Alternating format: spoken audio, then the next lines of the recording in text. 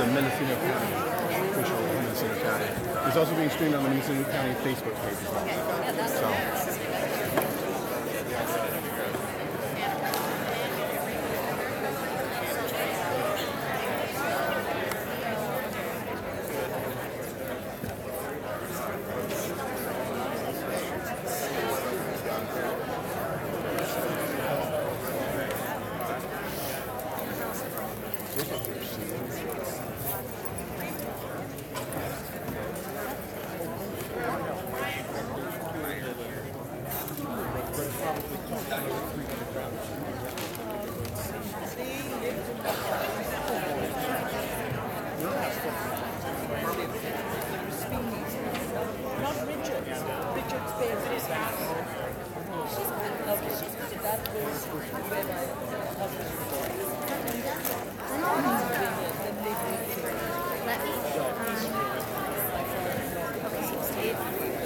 You want to just meet me down here for the press conference, and I'll introduce you.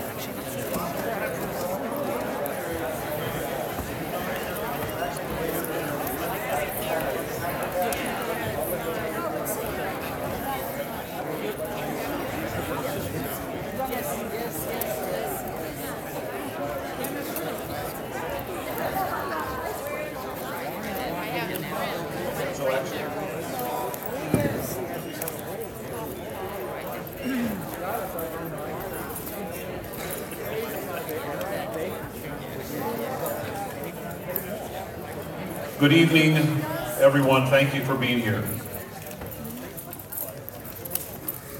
You know, we've thanked a lot of people this week, and we're at Ukiah High School.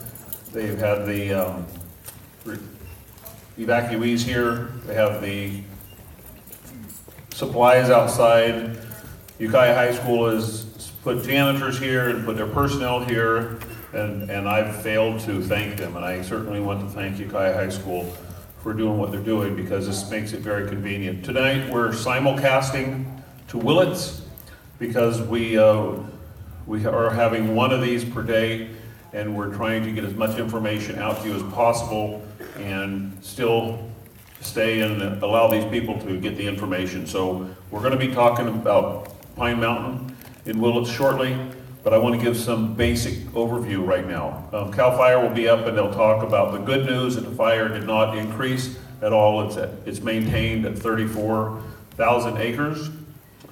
There was a double count in a fatality count, so the count remains at 8.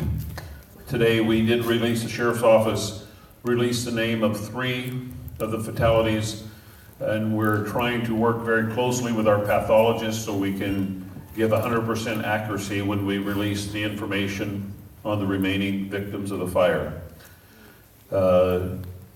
As I hope you know, several of the roads were open at noon, and then tonight at 6, 2 additional roads were open.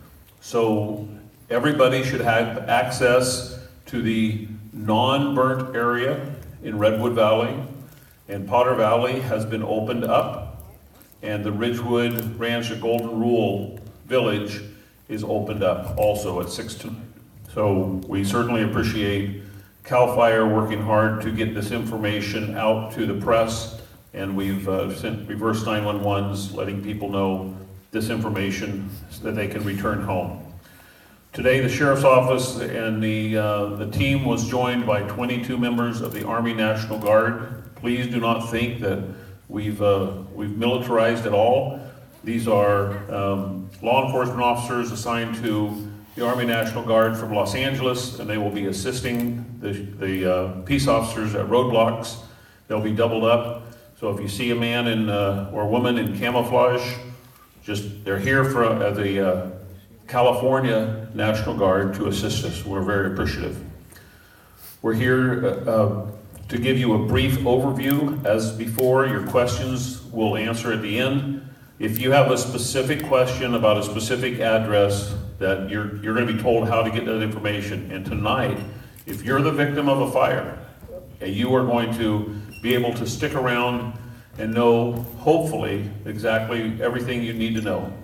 When our meeting ends tonight, there will be a Hispanic translator over in this corner. We will not be on a microphone, but we'll be able to give as much information through the translator as possible. Thank you, Linda. What you're going to hear about tonight is how generous the county is with NCO, our citizens, and Patty, thank you for being here. The NCO, the North Coast Opportunities in donations from our citizens has raised $162,000 for immediate relief. And Patty is going to talk about how citizens can apply to get immediate relief for immediate needs. We're very appreciative of the generosity of this. So at this point, I'll turn it over to CAL FIRE to start the statistics. George. Good evening, everybody. My name is George Gonzalez. I'm the CAL FIRE Unit Chief here locally for the Mendocino unit. I just wanted to take a moment to thank you for being patient with us as we go through the roller coaster of emotions of the fire suppression and actually starting to reopen some roads, people getting back into the communities and getting back to the local daily lives. As you're going to hear shortly, you're going to hear from our incident meteorologist. You're going to hear from our operations section chief, the person that's in charge of leading the fight. We're still not out of the woods. We may need your help with some assistance if we ask you to stay out of certain areas. We have a fairly moderate to significant weather front coming in, similar to the one that occurred last Sunday onto Monday morning. We're prepared for it. We have apparatus in place. We've actually increased staffing on the fire, and we have additional staffing within the county area. I just wanted to take a quick moment to thank every one of you for allowing us to do our job and assisting us in doing our job. And I'll turn the mic over to our operations section chief. Good evening, Mark Higgins, Operations Section Chief for Incident Management Team 4. We have 2 fires in the complex. I'm sorry, I'm getting a little disoriented. Okay, we have 2 fires in the complex. We have the sulfur that is in Lake County. That fire has remained static, and we are currently releasing equipment and reallocating them to the Redwood. Starting on for the Redwood, we'll start in branch 6. This from the Reeves Canyon Road area all the way up into Howard Forest CDF station. That area has been very cold. We have managed to get it black lined. That's why we were able to open up the areas. We've reallocated those resources to other portions of the fire. Working around from Howard Forest over to the Tomkai to the south of the Pine Mountain area, we have almost 100% direct hand line on it. We're still working to improve and mop up those direct hand lines and continue to go in deeper every day. We're going farther and farther in from the fire's edge to mitigate those small spots and nuisances areas. From the Tomkai, which is the break between branch 7 and branch 4, we run around. We have some direct hand line up behind the monastery, all the way up and around to the Mike break, and then we go ahead all the way around to the Van Arsdale. We have indirect line on most of that. We're continuing to build direct hand line and construct all that line as rapidly as we can. Coming around through the Van Arsdale, we're point protecting all of the structures and trying to keep the fire out of them. Working our way down through the Potter Valley area, all the way over back to 101. We're just continuing to patrol and look for additional areas of concern.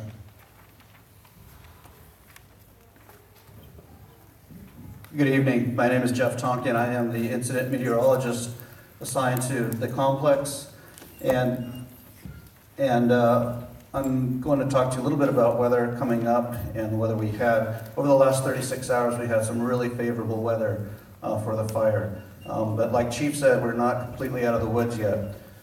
We've identified 2 periods that we're looking at possibly not getting into the kind of conditions that started these fires, but we're going to return to an east and northeast wind, which is a wind that's going to be coming from the east and the northeast. That's the same direction that happened Sunday night and Monday, but I'm not looking at wind speeds anywhere close to what we had last weekend. In fact, they're looking fairly light, but it's still something we're going to watch out for tonight and tomorrow morning. The other period is beginning Sunday and all the way through Tuesday. We're going to have a very, very dry air mass over the area. We're looking at relative humidity values of 10 to 15%. However, the winds look very light during that period. So not too much of a concern, but something we're looking at. The other thing, you may have heard that there are red flag warnings. They are over the Bay Area for there are fires to the south, and there are some to our north, but again, nothing over this area. So we're still looking at some somewhat favorable weather other than those very dry RHs and the wind speeds. Some good news on the weather front. You may also have heard that we may get some rain next week. Right now I'm looking at about a 40% chance of anywhere from 1/10 to 1/4 of an inch of rain Wednesday night.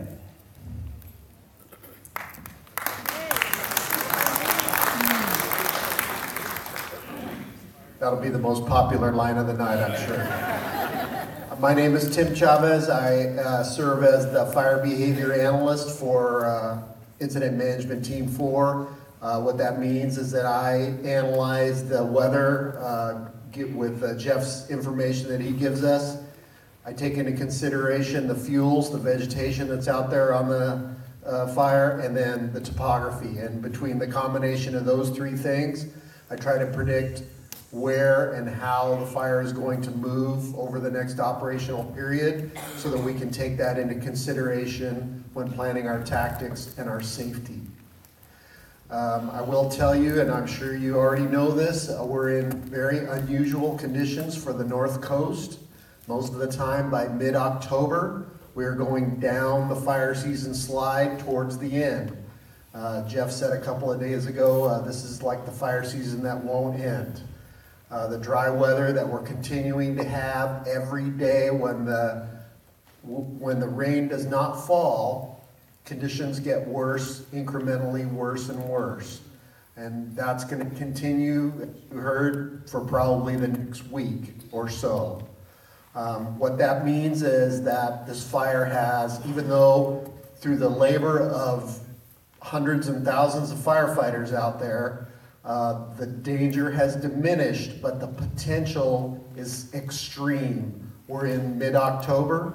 It's been mid-March since we've had any decent rain. The fuel is at its lowest point of moisture for the whole year, and it continues to fall. So we have a lot of potential out there. One misplaced ember in the wrong place could change everything. We're doing everything we can to prevent that. But with that kind of potential, we want to make sure that, again, we take into consideration that information when we're planning our tactics and for not only our safety, but for your safety. Good evening. My name is Dave Russell. I serve Incident Management Team 4 as the Incident Commander. To give you an update, the most recent information we have on the Redwood Fire, it's 34,000 acres. And this morning we were at 10% containment, but this evening we bumped that up to 20% containment.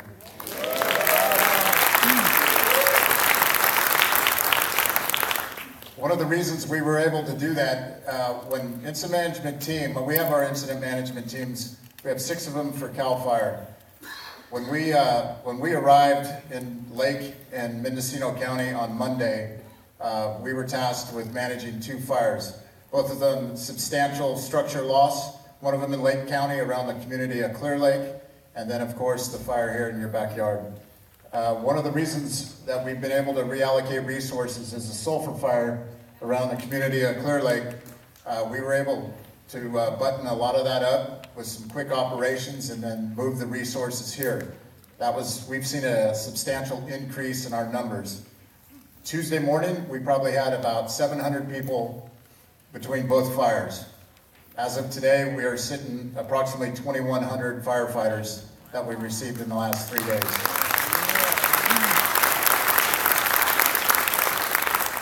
Many of those firefighters are from every state west of Colorado, Texas, South Dakota, and also as far away as South Carolina. Without that support from the other states, we wouldn't be where we're at today.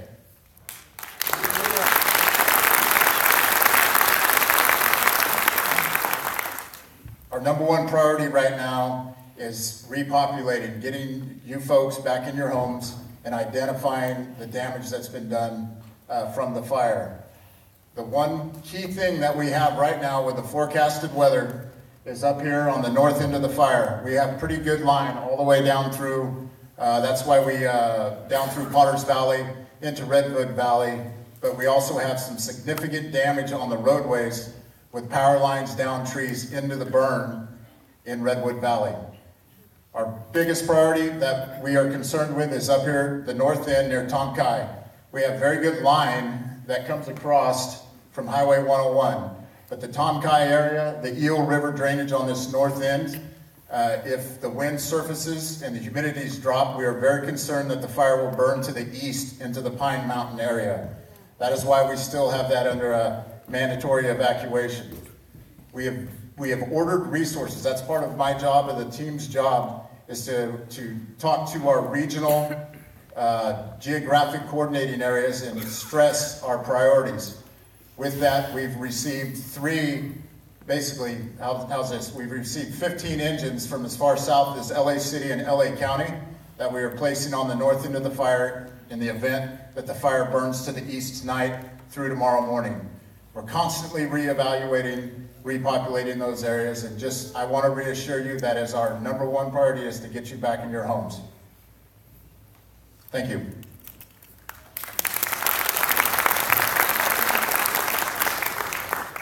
Hi, I'm Carmel Angelo, Mendocino County CEO. A couple things I'd like to tell you. One is that all county services are open, all offices are open with their regular hours. So if you had a need this week, I hope that you were able to call a county office and get services because we are open. The shelters in Willits and in Ukiah, both at the high schools, will remain open as well. So even though we're repopulating non-burnt areas in Redwood Valley and Potter Valley, the shelters will still remain open and meals are being served there. Along with that, there's a few precautions for those of you that have either gone back to your homes or will be going back to your homes. Please watch for downed trees and other hazards. Also, we have been providing N95 masks, and this afternoon at 4 o'clock we did provide those masks at Eagle Peak High School. If you would like an N95, basically a breathing mask because of the air quality in the ash, please call the number that you have or you may have seen on the press release. It's the EOC number 707-467-6428. And lastly, for those of you that are going back to your homes in non-burnt areas or you have friends and family who are going into those homes, we will be providing dumpsters tomorrow. And those dumpsters will be at Eagle Peak Middle School in Redwood Valley and Potter Valley Rodeo Grounds. Those dumpsters will be there from 8 a.m. to 5 p.m. and they are for food waste and perishables. So even though those houses are standing, we know that they've lost power. So we did want the ability to provide dumpsters for you.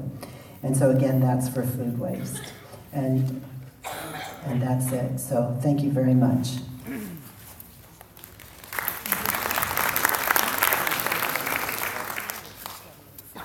My name is Jeff Lee. I'm the Public Safety Specialist with PGE, and my primary responsibility for this incident is the agency representative between fire and police agencies on the fire incident. So I want to give you a quick update on where we're at on customer outages still. We've actually done a real good job of getting most people back up. We're down to about 600 customers out on electric, and we're about 1,100, that includes Willits area, for our gas lines. So quite a achievement for our folks getting the incident back up and safe for everybody to return to their houses. I will tell you that on the electric side, those going up Tom Kai past the closure, we have about 150 poles that we still have to put back in the ground that are burned. That's going to take us a couple of days. On the gas side, we've re-energized all of our gas from Willits over here to the valley, Redwood Valley. Tomorrow, those of you returning to your houses tonight or today, you'll see our gas folks out tomorrow, approximately 100, 120 individuals. They'll be coming around in their blue trucks. They will be cleaning out the gas lines, purging the system, and then early afternoon tomorrow, we'll be coming knocking on your doors, and we'll ask you to re-energize the lines to your house. We'll relight all of your appliances and get you back up and running again. We're anticipating that's done by probably a day, day and a half to get everybody here in Redwood Valley done. Obviously, the electric lines, all for Potter Valley, were re-energized this morning at 9 o'clock, so everybody should have power in that area at this time. That's it.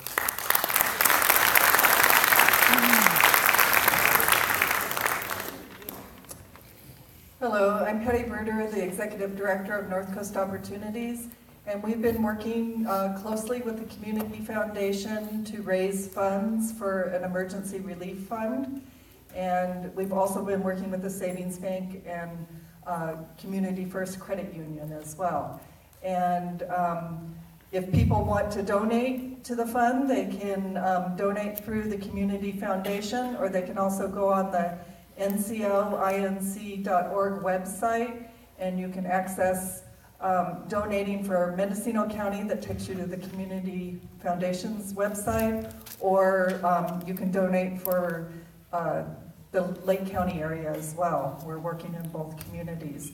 But you're probably more interested in how people may be able to access these funds. And starting tomorrow, we're going to be at our office at 413 North State Street in Ukiah, and we'll have some gift cards available for people for emergency needs. If there's something that you're needing right now and you need assistance for that, you're welcome to come by the office for that. And if you'd like to access the little bit longer term emergency fund, you can go on the NCO website, NCOINC.org. You can come by NCO's main office in Ukiah and pick up applications, or you can call 467-3236. And that number is also good for being able to volunteer services for those of you that have time and energy to be able to volunteer. So thank you very much, and my heart's with you all. The number is 467-3236. And you can call the NCO main office if you lose track of that number, but that'll get you to a direct line. And if no one answers, it's probably because we're on the line, and somebody will return your call. So thank you.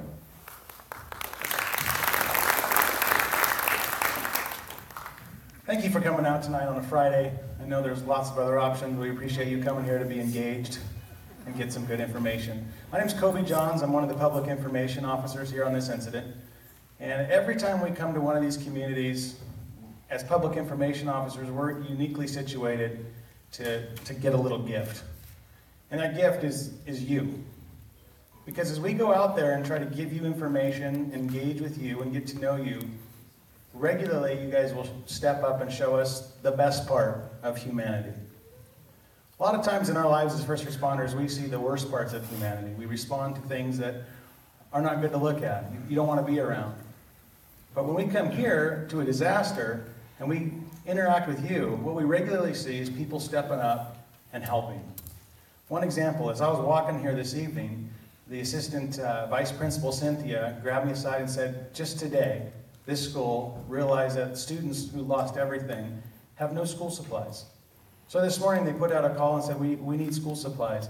She showed me a room full of backpacks, of binders, of all sorts of school supplies that were donated by you.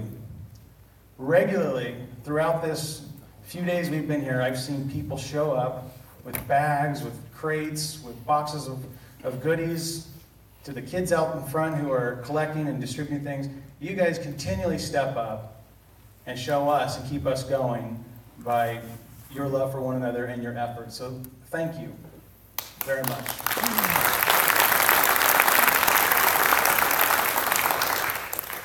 The number one question as public information officers that we get from the moment we get here is this: how is my house? Did the fire affect my house?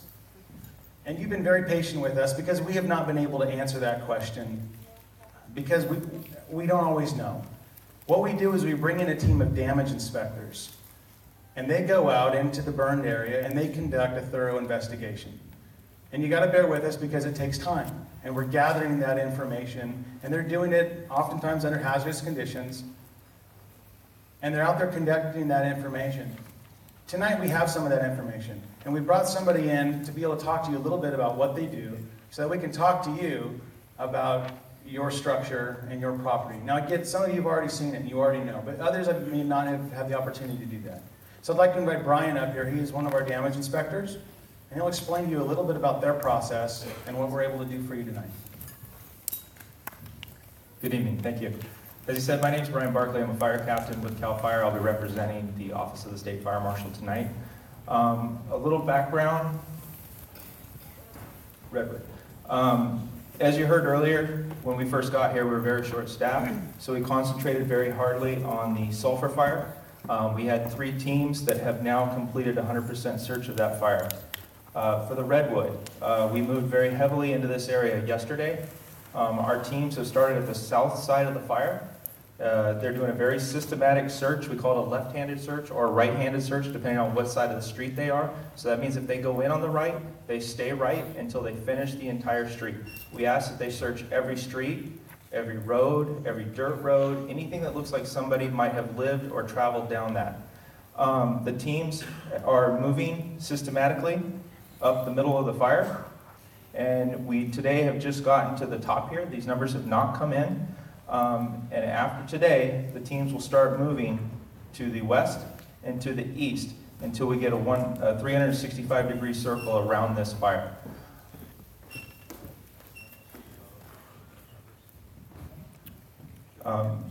As of right now, for both fires combined, we're over 500 structures damaged or destroyed on this complex.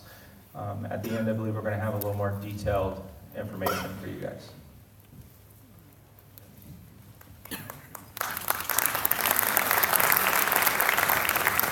So a couple things affecting the people who have been evacuated. If you lost your pet or you turned your pet into animal control during the evacuation, the animal shelter is open tomorrow, 8 to 5 on Plant Road, south of Ukiah. On Sunday, there's a phone number on the door. All you have to do is call, and they're working in there, but there's a lot of things to do, and they'll come up and help you. So please, if you want to be reunited with your pet, I assure you your pet wants to be reunited with you. And with that in mind, I want you to know that historically these situations will leave the animal shelter with hundreds of unclaimed animals. And I'm hoping that we can step up also and adopt a critter to make that critter's life a little better. You know, we've had 5 meetings so far, and I've never, as your sheriff, had 5 meetings in a row without using the word marijuana. So let me address marijuana. Yesterday and today we did allow the vineyard operators to go into the Redwood Valley area and Potter Valley area to get their crops. And certainly there are licensed and permitted marijuana growers in this county. If you are a licensed and permitted marijuana grower, we have your name on a list, and the people at the hard roadblocks will have that list. If you are an unpermitted or unlicensed marijuana grower, you're not going to be allowed to pass. It's that simple. And continuing on, if I want you to know that our deputy sheriffs are not just looking for looters who are going into structures, but we're looking for people who are going in to steal marijuana from unoccupied houses. That's something that we're certainly addressing. So I got to tell you, our deputy sheriffs, they had basically the first day today where they were not being called names because we were letting people in. And I certainly understand your frustration, but I'm just giving a huge shout out to these law enforcement officers who have held the line and made sure that we aren't going to have any more crime than we had. Last night, there was a question regarding people who refused to leave, and I had a very good meeting with our district attorney today. 3 people have been arrested for either trying to run over law enforcement officers or not leaving an area where they were told to leave. 2 of those 3 have already pled guilty. The third has arranged to plead guilty, but it hasn't been heard in court yet. And a couple of them have got 20-day sentences. Please just listen. We're not trying to waste your time, and we hope you're not trying to waste our time on this. So with that, we're going to go into the question-answer stage. If you have a question, a general question, please. If you have a specific question regarding an address, as CAL FIRE said, they'll be happy to meet with you afterwards. Nilo. I want to thank you guys. You have been so caring and efficient and dedicated. And I can't think of many places in the world where they would do the job you've done as well as you've done. Thank you.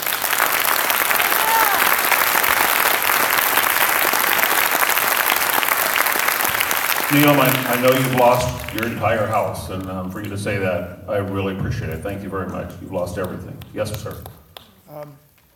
It's great that they're putting the dumpsters over at Redwood Valley or Eagle Peak School for the refrigerator type stuff. What can we do to keep people from stopping people from dumping, burning, and burned material beside the road? Well, the dumpsters are on the side of the road? Yeah, they just drive down East Road. There's a lot of burned material and stuff that we've... I understand, and our deputies are certainly trying to stop that. We're looking at tail lights, and we've set up game cameras. I'll tell you that, we've set up game cameras, try to catch people doing illegal dumping right now. So I hope that maybe tomorrow, I'll tell you that somebody fell into our snare. Okay? Yes, sir. The Potter Valley Post Office should be open as of tonight at 6. You know, the Potter Valley Road was open, and no one has addressed the fact of Potter Valley residents being able to come into Ukiah, so I don't know the answer. So I know it's Friday, and I don't think the post office is open for a full day tomorrow, so I'm sorry, I don't know the answer. Yes, sir. Yes, ma'am. 2 questions. Maybe I missed this, but Potter Valley's been repopulated? Potter Valley is now under a evacuation warning, and the hard closure has been lifted, and people have been repopulated. And as of tonight, let me just tell you something that I think is going to happen tonight. I was briefed 2 hours ago that a temporary cell tower is being installed in the Potter Valley area. I don't know when it's going to be up and operating, but we are hoping to get cell coverage into the Potter Valley area tonight or tomorrow, because you have to please register your cell phones to MendocinoSheriff.com. That's the only way to contact you in case this fire takes a turn for the worse. The other question, when will the folks whose homes burned in the north part of Redwood Valley, when do you think they will be able to get back to those locations? I assure you that we're doing everything we can. I cannot give you a finite answer for that. I know that's not what you want to hear. Just this evening, before I came over here, a bridge ignited and started to burn through. So they're trying to suppress that and salvage a bridge.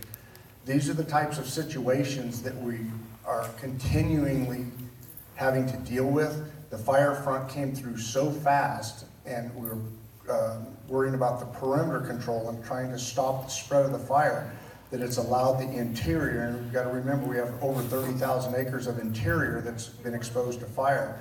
The trees are burning off, the bridges are starting to fail, all these types of things, and we just simply cannot look at every piece of it in a very quick fashion. So we're doing everything we can to assess the dangerous areas, and the moment that we can let you folks back home and we're comfortable with that, we're going to. I can live with you folks being uncomfortable or angry at me for not allowing you in, but I cannot live with the fact one of you may die.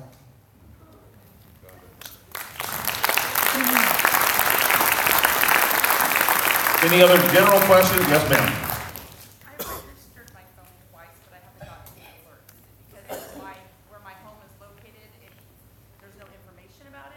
Well, if you have registered your phone and you have not received a reverse 911, then you're correct. Your phone is registered to an area outside.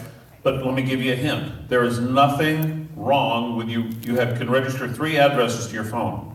So register to, say, Eagle Peak School, and you'll be notified of all reverse 911s that happen in that area also. Okay. It's free, doesn't cost anything. Yes, ma'am. I registered my mother-in-law's address on North Tompi so that we'd get notified if there was a fire, and I got no reverse 911 on my cell phone. Okay, I know that the cell phone coverage was in that area was taken out because of Laughlin Peak during the fire. I live in Bachelor Valley, so I had cell phone coverage, but I didn't get Okay. a notice. I can put you in touch with Mendocino Dispatch supervisors so they can make sure everything's registered, because that's the first time I've heard it. It wasn't covered because we sent out well over 5,000 calls. Yes, up here, ma'am, you. I called 911 at 12:15. I was told the fire was only in Potter Valley, but it came over so fast. Why was the siren at the fire station not turned on to warn people? That would be a question for Chief Pauley. I don't have the answer. I'll see Chief Pauley tomorrow, ask him the question. I don't know why the siren wasn't turned on or why it wasn't activated. Yes, sir. I have some livestock in Redwood Valley, and I'm wondering if I could get a dispensation to go feed them once a day. You certainly can. So why don't you see me afterwards? And I want you to know one of the things that our animal control officers are doing. Some people, they were not able to catch their dogs and cats, especially cats, because they don't like to be caught in a disaster. And our animal control people have been going to specific addresses and leaving bowls of food and cats. And it's a surprising number of cats that fared very well during this. So as far as livestock goes, get with me afterwards and we'll talk about how you can get that done. Thank you. Yes, ma'am? Yeah, you said are all the Potter Valley roads open? So Potter Valley roads are not all open because on the extreme north end of Potter Valley, and it's Van Arsdale, there's still some areas. So he has a map. Okay, and it did not cross the road, and I got to tell you, for that fire not to cross the river, there was some hard firefighting there. I certainly appreciated that. Okay, any more overall questions? Yes, sir. The information supplied about Tomkai, does it apply also to Pine Mountain? Of getting in, you can't tell when it will happen. We can't tell you that we have 80 people in Willits right now that are watching this. And the question is when will you be able to get into Pine Mountain? I live in Willits, and I'm going to assume I know most of the people who are watching this, and they want me to find out. And I keep pressuring CAL FIRE, but CAL FIRE is holding the line because literally, when I flew the fire yesterday, we could not fly up to Pine Mountain because there are so much air activity going on in Pine Mountain. Pine Mountain is a very active area, and if you listen to the weatherologist tonight talking about the change of wind, the possibility of the fire reversing and going west to Pine Mountain is a very fair possibility. So what CAL FIRE has been doing up there, what the residents are going to find is CAL FIRE they're doing a yeoman's job of protecting many, many houses. We certainly appreciate that, because while people get frustrated with me now, I'll bet you they're going to want to send a Christmas card to CAL FIRE when their house gets saved. Yeah, yes.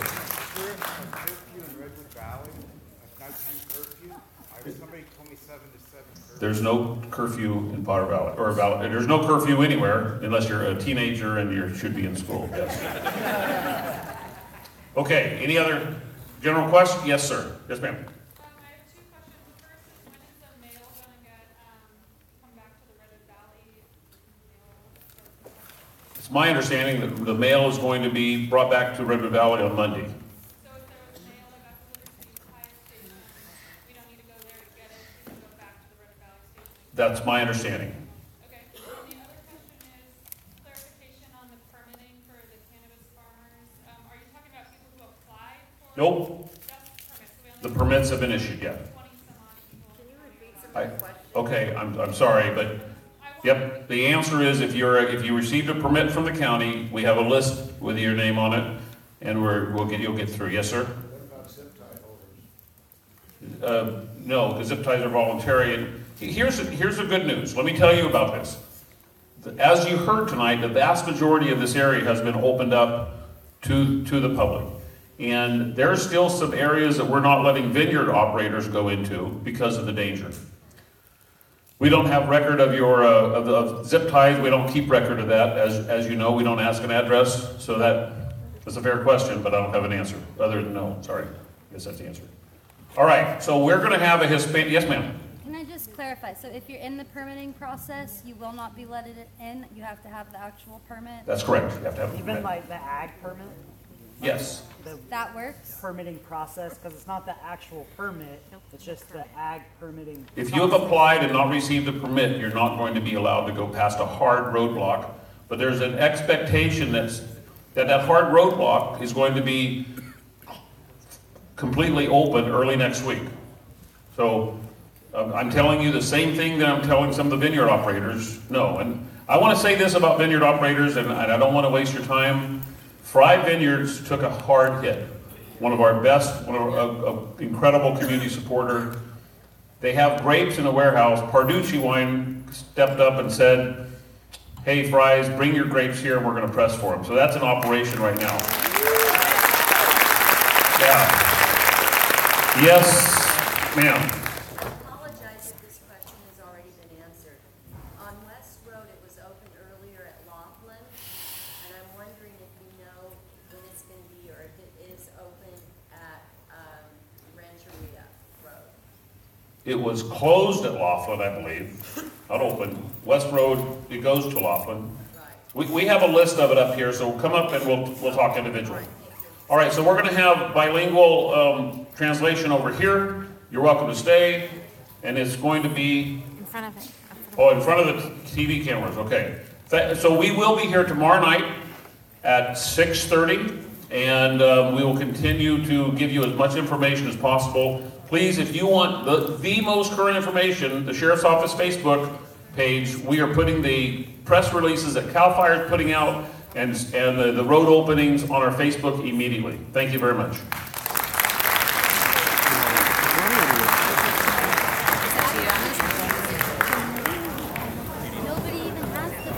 No, it's coming right from us.